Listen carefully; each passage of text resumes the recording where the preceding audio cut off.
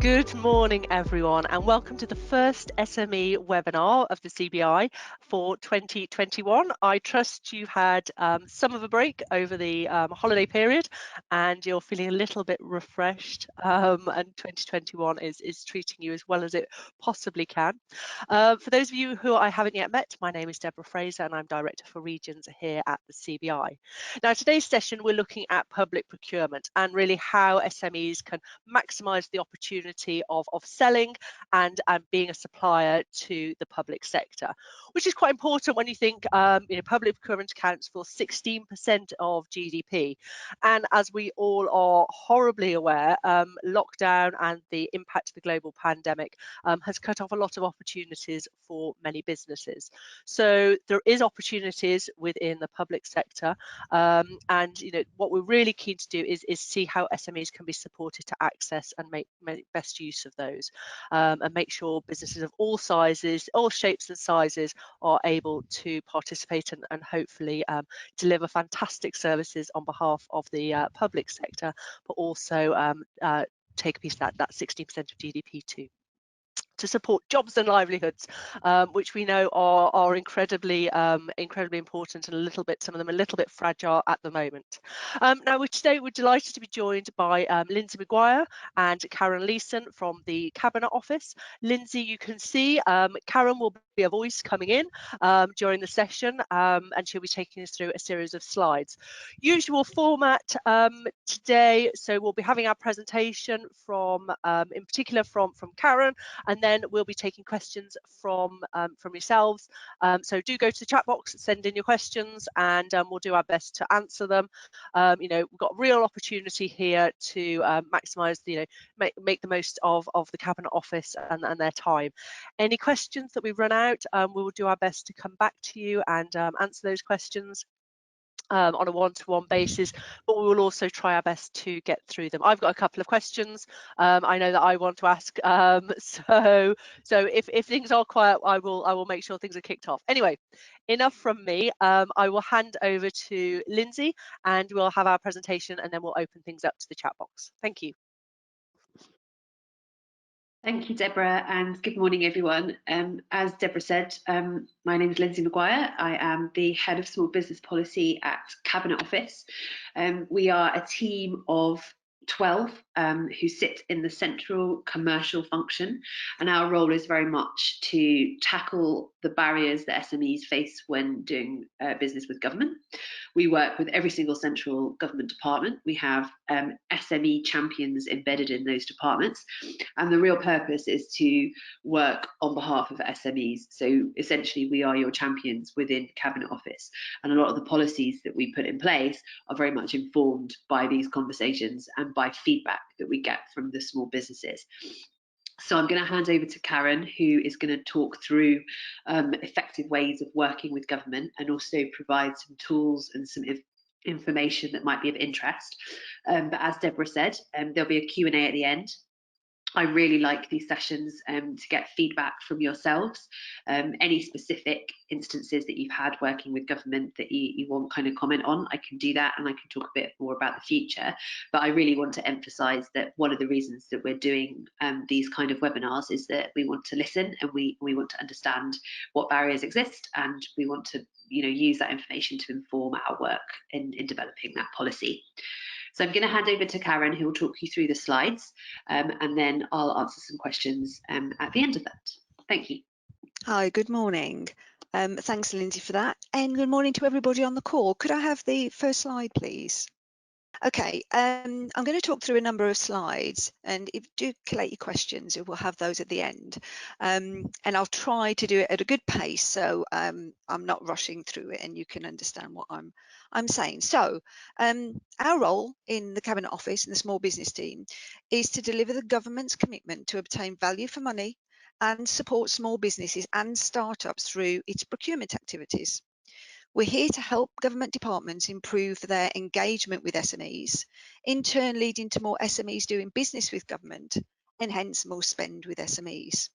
We also work with the various stakeholders who represent SMEs, stakeholders such as trade bodies and sector bodies, the Chamber of Commerce, Federation of Small Business, Small Business Advisory Panel, and of course CBI. We already understand many of the challenges and barriers, especially smaller firms experience, and we are committed to tackling them. We want to tackle the obstacles that are faced when bidding for or contracting with any government department and its agencies.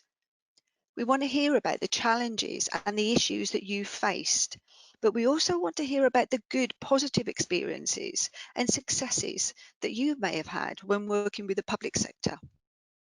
Next slide, please. Okay, thank you. We capture and we continually improve the quality of our central government spend data. It's absolutely critical for us. There are two types of spend that we look at. We look at direct spend, which is where a department, a central government department, has a contract with an SME and pays them directly with no middle organisation. So that is what we call direct spend. We then have indirect spend, which is where a department has a contract with a prime or a large company, and that company subcontracts part of the service to an SME. So that's what we term as indirect spend. We capture government data on spend around SMEs on a quarterly basis, and all government departments will submit returns to us. So we continually monitor that spend, we look at trends, and it gives us the opportunity to challenge any fluctuations. Annually, we run a survey with all the large strategic suppliers, and we ask them to identify their spend with SMEs in the supply chain, and that's what we term as indirect spend. The spend data is published annually by each government department, and you will find the links to this on gov.uk. We have a small business hub, which is called the Small and Medium Business Hub on gov.uk. So if you'd like more details on government spend, please do look on there. Each department has a published SME Action Plan, and this is absolutely critical for us to move forward with more spend with SMEs and to help develop the culture within departments about the benefits of working with SMEs. So these plans detail how we will improve engagement, how we will increase spend with SMEs over the coming years. The plans are really useful for SMEs as they provide an overview of the department and how it procures goods and services. So the SME plans often include ministerial statements that support the government's commitment to opening up procurement for opportunities for SMEs. These plans are regularly updated and amended to reflect up-to-date thinking. So they're usually done on an annual basis. All department action plans are published on gov.uk, usually under the procurement section on the front web page of a department. One of our roles is to ensure that performance is managed and that we share good practice across departments. So on the Small Business Hub, you will find case studies, and it will show you the SMEs that have provided excellent goods and services and demonstrated innovation and reduced costs to the taxpayer. And we do that in order to educate buyers of the benefits of small businesses. So case studies are really important. Departments also create and publish pipelines of opportunities, especially of those interested for SMEs. The detail of the services we will need to be looking at in the future for them to be able to for businesses to be able to gear up for contracts that come in their way. So it's important that businesses look at the pipelines of opportunities to work with government departments, and they're being developed all the time. It's in infancy at the moment, but there's more and more new commercial pipelines being developed, and this will give you the opportunity to see what's coming up in the future. We hold regular government events, and so do all departments, so we can share ideas and we can look at better ways of working with SMEs. And the primary objective is to reduce barriers for SMEs to work with government. We ensure good stakeholder engagement. So we work with private sector bodies and Crown representatives We have an SME Crown Rep, Martin Trainer, who is responsible for the SME agenda across on behalf of government. We have a small business advisory panel, a group of 25 SME leaders from across many sectors around the country, and they often have sight of government initiatives and ideas to support SMEs, and they provide an excellent resource for us to test government policy, particularly around existing and new barriers to SMEs who want to do business with government. We review that membership about every 2 years, and we've just reviewed the membership last year. So we have a new fresh group of small businesses, leaders in their field that advise government. I mentioned the Small Business Crown representative. Martin Trainer is appointed by the government and works with the government and the small business panel to tackle the barriers that SMEs face in doing business with government and the wider public sector. He raises awareness amongst the small business community, so many of you may have heard his name or he may have presented to you before. And he promotes the opportunities and listens to small businesses and brings that information back into us so that we can improve what we're doing. He works with larger firms and he advises them on the benefits of working with small businesses. Okay, next slide, please. Thank you.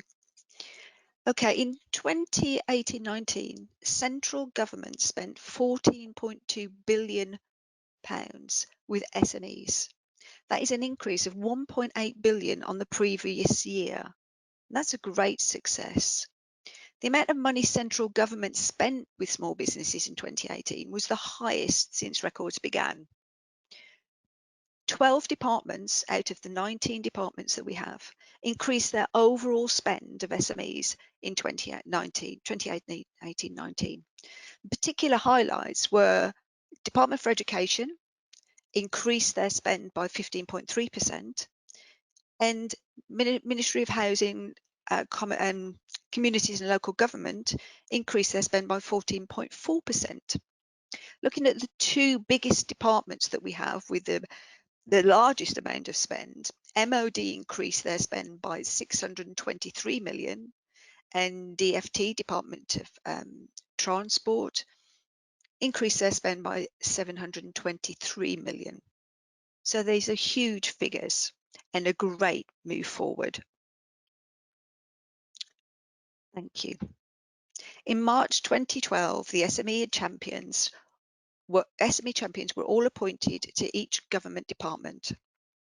Their role was to identify and remove barriers to procurement for SMEs and to drive and embed the SME agenda with departments. So their role was to work within the department, encouraging the buyers and the procurement teams to understand the benefits of working with small businesses and the innovation and the creativity that small businesses and the flexibility that they can bring to working with government. During the last 3 to 4 years, government departments have developed specific SME action plans. These plans will detail how the department will procure goods and services and how they are working with SMEs and how they will identify and what they have identified as some of the key activities and initiatives that will increase spend with SMEs in the coming year. Each of these plans you will find on the Small and Medium Business Hub or on the department pages on gov.uk under Procurement. They're going through a refresh, many of them at the moment, so you may find that some are coming to an end and new ones are coming on stream, but they are an excellent source of getting to understand each of the departments and where you can see whether the opportunities that you may want to bid for or work with. Next slide, please.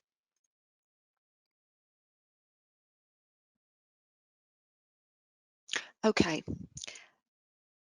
what you can do to help government departments. So regularly look out for opportunities on Contracts Finder. Contracts Finder you've probably heard of, but it's the government's single online portal to advertise procurements. So all procurements valued over 10,000 for central government departments are listed on Contracts Finder. You don't have to register to see the procurements, but if you do, you can set up an automatic account that will have opportunities that suit your business needs emailed to you on a regular basis, and it's completely free to use. You can also find subcontracting opportunities on Contracts Finder. This is where a prime supplier or a strategic supplier with a large contract looks to promote subcontracting opportunities in the supply chain. Working with very large suppliers, they often are a great way to build up experience of working with government if you've not worked with government before. So working in a supply chain will help you build that experience. Many trade bodies and trade associations also advertise opportunities in supply chains. So if you are a member of Contracts Finder, do keep an eye out for all of those opportunities. Look out for the commercial pipelines on gov.uk, which I briefly mentioned earlier. All government departments, as I say, publish commercial pipeline, and they're designed to provide suppliers with early warnings of upcoming contracts. They are very useful for SMEs, as the information will help you get a little bit ahead of what's coming up that you may want to bid for. It allows you the additional time as well to be able to maybe create or join a consortium of SMEs to bid for larger contracts. So it's giving you a heads up in a way of what's on its way. The aim is that businesses can see the type, the value and the time scales of opportunities coming up from each government department. All opportunities, as I say, can be found on Contracts Finder. The other thing you can do is attend a supplier engagement event. These events will give you a chance to talk to government departments about their planned procurements and where government buyers can meet you or talk to you as suppliers. So they can talk about the things that you're looking for when you're applying for a tender, and tell them a little bit about your market. So it's a way if you can have a discussion face to face. Obviously at the moment it's not, so most of these will be being delivered on over webinars or websites at the moment. So do check on the department's websites. Join a government framework or a dynamic purchasing system. You can compete to join a government framework or a DPS. Frameworks operate for a fixed period of time, but for a DPS you can join at any time. So they're called dynamic purchasing systems. We have more and more of those coming along. Check the individual department websites, which will list some of the current ones that are coming up.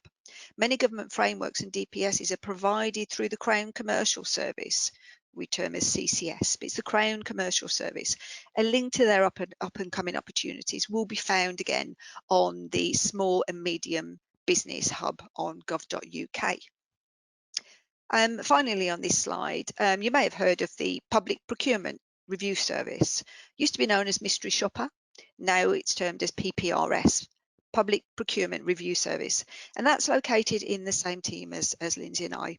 This service allows existing and potential government suppliers to raise concerns anonymously about poor public sector procurement practice.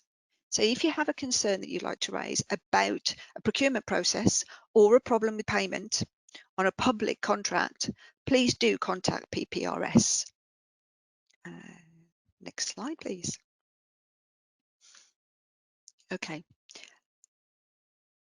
So do have a look at the hub, the Small Business Hub on gov.uk, where there is lots more information on there.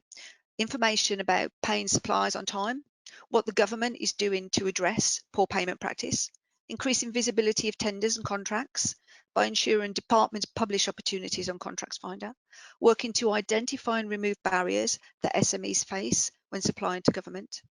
And on the Small Business Hub, you will find some case studies, and we're increasing those case studies. They're from government departments who have done great things to work with, engage with, and contract with SMEs. And it's some of the stories, of the success stories of the things that departments are doing with small businesses. If you have any questions, any comments about how government is supporting business through procurement, please do get in touch by our email, which you can see on the screen there. So next slide, please. Okay, so thank you. That's it from me. Thank you for your time today. We do hope this session has provided you with a snapshot of some of the good work that we are doing in government to support small businesses, to help you work with the public sector. So I'd like to hand back now to Deborah. Thank you very much. I'm going to start a little bit top to bottom. We've had some really good questions, a few gnarly ones in, but I'll start with some easy ones. How do we find the SME champion each department? So we don't actually publish the names because they're at official level, but what you can do is most departments have got email addresses, procurement specific email addresses, which you can contact and say that you're interested in talking about procurement from an SME angle, and most departments will get back to you with who the right person is there. And if they don't get back, who do they contact? If you contact us, emails go into ether. Yeah, if you contact us on the email address that Karen just gave, we can coordinate that. Great. And everyone, you've got obviously Lindsay and Karen's name as well now, so which always makes things easier when you're asking for an actual human being, isn't it? So I've got a question here from Greg. Hi Greg, Happy New Year. Procurement departments can be lazy and can preclude SMEs. Costs of projects go up and standards sometimes go down as government appoints different contractors, and they can go for the cheapest in the supply chain. Actually, that's a point that we have quite often, the cheapest rather than thinking about that social value piece that me and you touched on. How do we get SMEs appointed directly? And how do we also get government to think differently rather than about cost, think about social value as well? Yeah, absolutely. So this is a big part of what my team does. One of the challenges with historical government procurement is that you have a very detailed project which goes through the life cycle, and then you engage commercial teams right at the end, and the commercial teams go out to market. But actually what we're doing now is we're shifting those commercial resources really early on in the life cycle. So what it means is most commercial teams will be involved in the decisions from a very early start. And that means that you can get a lot better market engagement, and you can get a lot better at developing those good commercial outcomes. And one of the things that we do is really challenge that cultural perception around whether larger suppliers are going to be the solution for some of these projects. Now, obviously, we have to be realistic. So for your huge outsourced complex programs, it's going to be very difficult for an SME to deliver. But for others, between the £5 million and £20 million range, we have a series of checks which we do with departments to make sure that they're not putting up unnecessary barriers. We've rolled out a whole load of training, supplier diversity training, masterclasses, which departments are coming on, and where we take them through what a really good bid looks like. The point about social value is a really important one. So there definitely is a myth that government only cares about price. And actually most bids, even very low value bids, will have a blended evaluation between both price and quality. So my background is actually as a commercial buyer, and I've never worked on a bid that has been solely price driven. What we'll be looking for is the ability to deliver, the ability to provide innovation, and the ability to sort of provide a good value for money case. Social value is becoming even more important, and at the end of last year we launched a social value model, which essentially says for every procurement that government does over 5 million, there has to be an element of social value embedded in that evaluation criteria. And we've actually asked for 10%, which is quite high. So what that means is that the procurement starting from January 2021, every single one of them has to demonstrate some social value. And part of that is working with SMEs, it's developing your communities, it's doing your levelling up, it's all of the stuff that Deborah said right at the beginning as to why we're doing this. It's your economic growth. And that social value will become even more important as we go forward. So one of the things that we really want to signal for the future is I'm not going to go as far as say beyond price, because obviously value for money is always going to be important, but that social value is having an even standing alongside that value for money. So that's quite an in-depth answer, but hopefully that gives you a bit of a flavour of where we are at the moment. It does. I suppose, Lindsay, one question from me, perhaps as a follow-up. So those larger procurement, I mean, I did a couple of years myself in the civil service, and I have to say, sometimes I'd see tenders coming in, and the large contractors, the large, the tier one providers would say, we are going to employ, X number of SMEs and, X from the local community, and then you go monitor them. And that was really important. How are you making sure that monitoring is actually in place? Because I have to say, I wasn't necessarily the most usual, the fact that I would go out and do the full monitoring. So how are you making sure that check and balance is actually in place? Yeah, absolutely. So we've been on a bit of a journey over the last 3 or 4 years around how we're managing these contracts, and we have been very clear that where there are social value metrics, these should be linked into key performance indicators within the actual contract in order to make sure we've got that monitoring. Because I totally agree with you, Deborah. It's all very nice doing the procurement, spending a lot of time getting absolutely the right outcome, but then it's just kind of left and nothing really happens, and then the supplier sort of goes off and does whatever they want. So those KPIs actually enable contract managers and operations managers to check on what's happening within the supply chain. And some departments do this really well. To give you an example, in my old team at DWP, we actually had a term in our contracts with our primes that said you have to swap out any organisation like for like, and you have to get our approval. So that meant that the big suppliers, your G4Ss, your Sercos, etc., were not actually contractually allowed to remove an SME from their supply chain and just replace them with work from wherever, another large organisation, or do it themselves. They actually had to apply for our permission on that. So there are ways of doing it. And again, this is all stuff which my team does when we're giving advice to departments on how to structure those procurements. Great. And you also mentioned training, so I'm going off piste a little bit and I was doing my own follow-ups. You mentioned training across departments. Do you take in SMEs to talk about their experience, what it's like? Because often I find, it's that applied learning, hearing it from the horse's mouth. And if you don't, I know we've got SMEs that I'm sure would be very keen to sort of share their experiences. Yeah, absolutely. We do, yes. We run some masterclasses, which is exactly that. It's well, we haven't done any virtually yet, but when we were allowed out, we actually took a group of 25 commercial professionals to a small business. We did one in an IT consultancy in Manchester, and we actually we were the business for the day. So we did an exercise whereby our commercial buyers were actually bidding into government contracts. So we understood how it felt from the other side and identified barriers and how they feel from an SMEs. So yes, that is one of the things that we do. And obviously I need to capitalise on the fact that we can do all of this virtually now, and we could get a much broader range of commercial buyers dialing in. Yeah. So we'll be doing that over the next couple of months. Yeah. Great. Well, you can come to us because I know we've got quite a number of SMEs on the call even today. I'm going to come back to the chat box. Can I ask? So this is from Eunice. Can I ask when is spending data going to go to blockchain for greater transparency? Bit of a gnarly question. Interesting.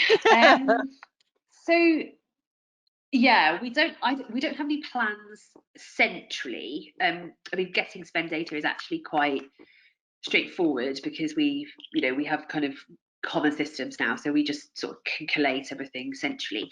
But actually, there are some other detailed conversations going on at the moment about transparency of data and what government and the wider public sector in particular is actually spending and how they're engaging with SMEs. So it's kind of in its infancy, but certainly over the next couple of years, we're looking at having a much clearer and a much more open view on how things are being spent, which will be able to give yourselves both as small businesses and citizens, the sort of information that you could be able to use to see how we're buying. But it's kind of at the start of its journey, so I would say watch this space on that one. We're bought into it. Transparency is incredibly important, and going forward, I can only see that there'll be more of it. It's just the mechanisms of how we do that, and there's a few tricky bits in there around kind of reporting to citizens for local government, etc., etc. But yeah, watch this space on that one. Great. Okay, thank you. And I think Dinesh, your question around does every government department do we have to go to every single government department? Well, no, I think that was covered off on Karen's presentation. Yeah, there's that one central portal. So, and yes, the slides will be sent out, so you'll have details of that. Right, we've got a question from Michael who's coming in. It's quite a detailed question, and it goes to DWP. So this might be something you'll be able to influence, Lindsay.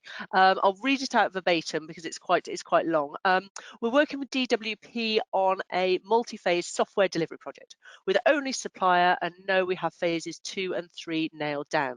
Despite this, we have to go through the procurement process for phases 2 and 3. Each phase goes out onto G-Cloud and requires submission. This takes time and increases delays in what is already a painfully slow process. What are the drivers for working with SMEs?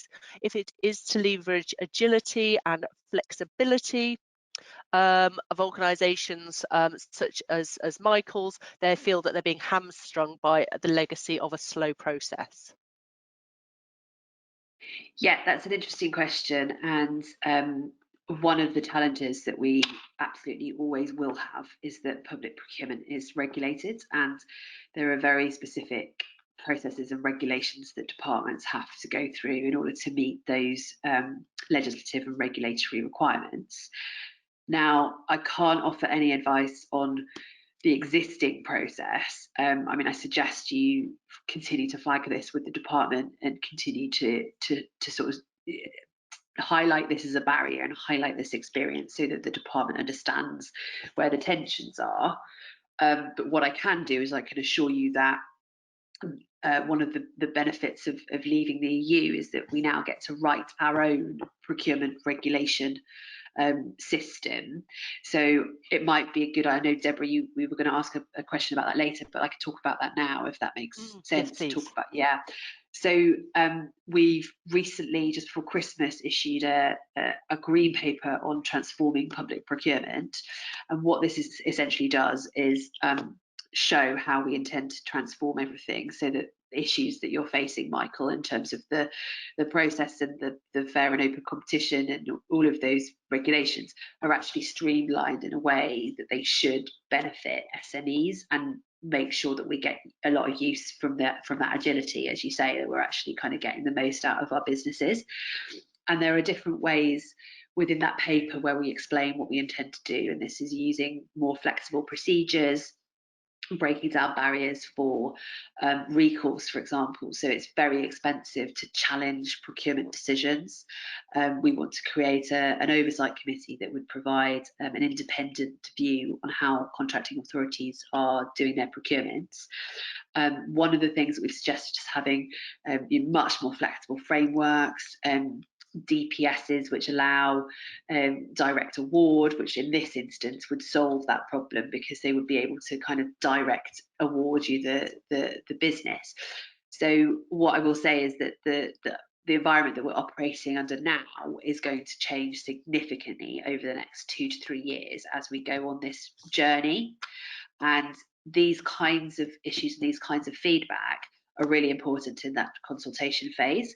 So I would encourage you, Michael, and everyone on the call to actually look at the green paper and to also offer answers to the questions that it raises. It's an open public consultation.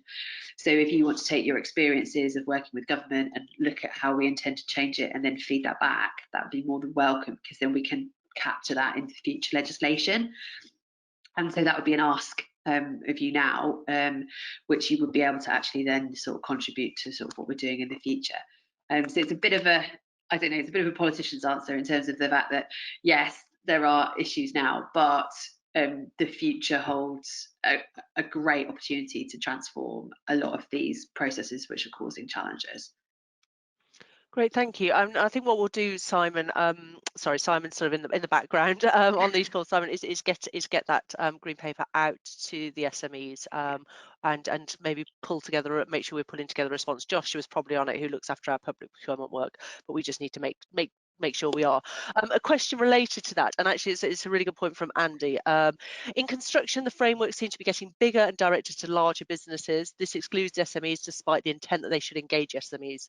The procurement methods are also a barrier to innovation. Decision makers will not take a risk on innovation. They're more likely to go with what has already been done route. Can you explain how we can overcome these two barriers? And I have to say, from my experience, and I have to say my time in the civil service was a long time ago, but I remember always having a little bit of an issue with our procurement team, because I would be like wanting to go for the innovative and they're like, but that's high risk.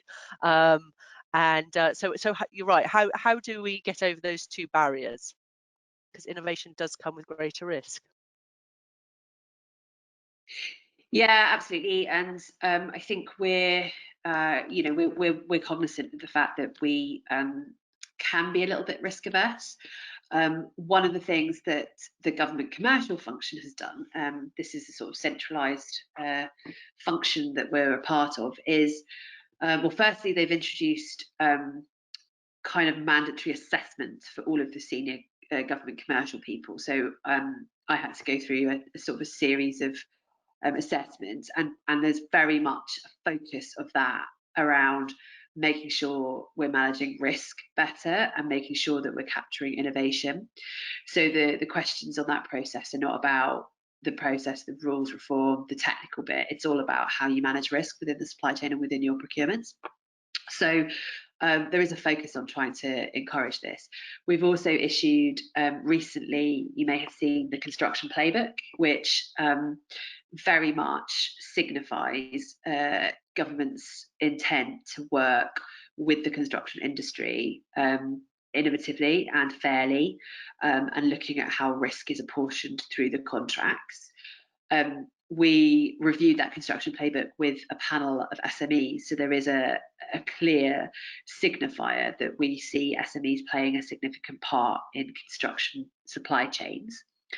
On your frameworks point, it is quite interesting, and I think I might be wrong, but I'm assuming these are frameworks which are run through Crown Commercial Services.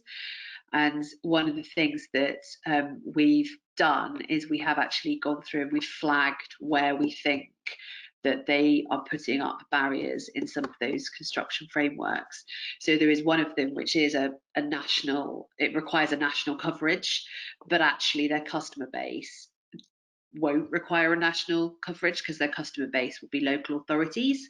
So they've agreed that they're going to do, I think in the next couple of months, they're going to launch a new dynamic purchasing system specifically for localized construction and works, and that should then create a space for lots of SMEs to get involved directly with those local authorities. But the construction piece at the moment is very, very important. I don't know if you saw the Infrastructure and Projects Authority recently, well, I say recently, but probably like 6 months ago now, but 6 months ago launched a huge pipeline with £37 billion worth of projects, and that goes down to £100,000. So in terms of planning, in terms of looking forward, in terms of what we can do with the industry, our message is very much that SMEs are a significant part of that sector, and we want to ensure that we're engaging with them in the right way. Great, okay. I'm very conscious of time, and there's quite a few questions in the chat box and also some comments around actually when you look at some of the numbers of how much procurement does go to SMEs, it is quite questionable between departments. But we'll do, Lindsay, is share some of those comments and make sure we feedback. I suppose there is a question here. There was more of a point, and one of my, again, past life, I used to run and bid for work from the procurement sector when I ran a very small SME, very much on the S side, and Dinesh has made a very good point. You know, it sometimes going for contracts, it feels like you have to employ someone to pursue them. It costs money, and there's also risks if those go under. And I know from my own experience, you sort of go, yes, you've run it, and then you go, ooh, we've got to deliver it now. what are the thinking to make the process smoother and less, I suppose, bureaucratic, especially for those who have got past experience of bidding for work and been successful? Can there be some way that, you know, there's an automatic sort of tick box that they can go through, or way that we can streamline the process? Yeah, we're working on it.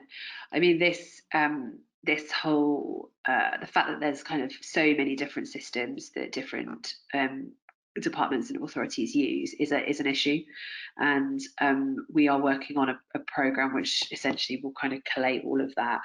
So it will do exactly as you say, Deborah. It will sort of allow you to complete your qualification questionnaire with all of your information, and once that's done and once that's accredited, that will give you kind of the opportunity to then go ahead and bid, to save you doing everything over and over again. That probably will be launching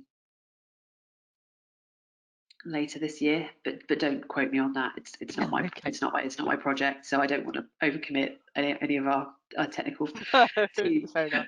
I'll get myself in trouble, but towards the end of this year we'll kind of be doing a bit of a launch on that. But yeah, that's a key thing that we want to resolve, definitely. Right. Okay, right. I'm conscious of time, and we're about 30 seconds away from end. So, Lindsay, what we'll do, thank you both, well, you and Karen. And Karen, thank you very much for that presentation. Sorry, my 5-month-old puppy is going a bit nuts. She manages to last so long on her own, but not that long. What we'll do is get the questions and the comments in the chat box over to you, and then if you could respond to them, that'd be great, and we can get them out to the individuals. What I would also be really keen to do is make sure we get that green paper and get that circulated. We had a couple of people saying yes, absolutely, we want to see that we want to see that and contribute, and we will make sure we tie it up with our procurement work this end. But finally, thank you so much. Thank you everyone for joining us and signing in. Happy end of January. The days are getting lighter. They really are. Not if you're in the northeast. I was on a call with someone in the northeast last night, and I was like, oh, it's really dark out your window. Right. Anyway, my ability to ramble continues. Take care, everyone. Thank you so much for your time, and don't forget to check out our coronavirus hub and Brexit hub for information and support on those two big topics. Take care. Bye bye. Thanks. Bye.